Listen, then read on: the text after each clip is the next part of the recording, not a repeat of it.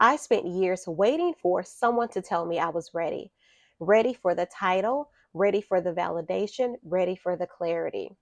But what I didn't realize is no one could hand me what I needed most. In this video, I'm sharing the leadership lesson that changed everything.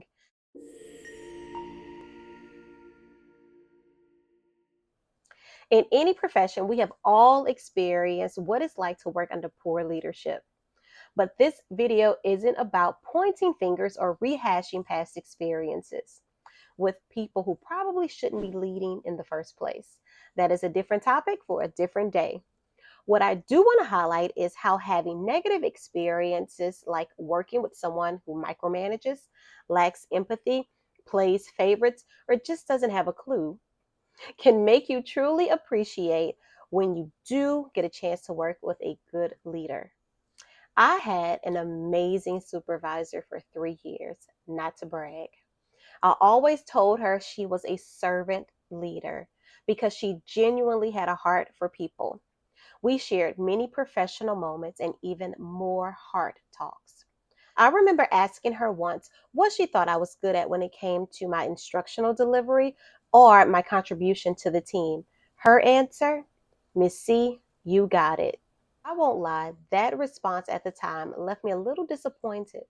I was hoping for a profound revelation or detailed insight, but no disrespect to her, because now I completely understand what she meant by you got it. It wasn't her words that were lacking, it was my own lack of self awareness and fear at the time that kept me from recognizing what others had seen in me long before I was able to see it in myself. It wasn't until I started to do the inner and outer work that I began to uncover the answer I had been looking for. And I want to share some of those things with you. I became determined to make my work as impactful as possible, yet simple. I found a way to align what my students needed to grow with what admin wanted to see in a way that allowed me to coach others to do the same, but in a manageable and sustainable way. That shift started to build my confidence. I had a flow that eased the stress of the job. Walkthroughs and observations no longer felt invasive or intimidating because I was prepared. Before I knew it, I was welcoming opportunities to coach new and developing teachers. That opened the door to a whole new layer of teaching and learning. You don't need a title to be a coach or a leader. Start by mentoring informally, sharing a strategy that worked for you. Offer to co plan or just be a listening ear. And let me say this, people love to complain about education.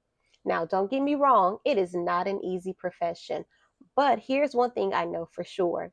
If you really pay attention, teaching gives you a chance to test and explore all kinds of skills that can lead to other career paths like leadership, project management, tech, consulting, and so much more. The key is getting clear on who you are and what you want your expertise to evolve into. Don't overlook the doors education can open for you. The next shift I made with intention was to be open to feedback, which taught me to accept constructive criticism and view challenges as opportunities. That pushed me further. Everyone needs outside input to sharpen their skills. And let's not forget, positive feedback matters too. Those small affirmations help confirm that you indeed do got it. Now I see that I had to learn to trust the knowledge and skills I already had at every stage. See, I have had the tendency of wanting all of the answers before taking the next step.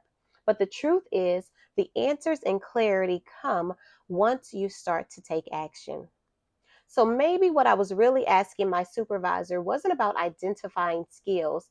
Deep down, I was looking for her to validate that I was indeed ready to take the next step.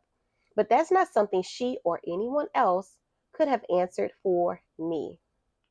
That clarity had to come from me, from trusting myself and trusting the process, trusting that I will always have what I need when I need it, and that what I have right now is more than enough to start. I was only hindering my progress by second guessing myself, literally standing at the start line of life, waiting for the official to start the race, not realizing that the race of life is an ongoing journey. I just had to decide to be an active participant. What I can say now, looking back, is that my supervisor gave me more than enough space for me to grow.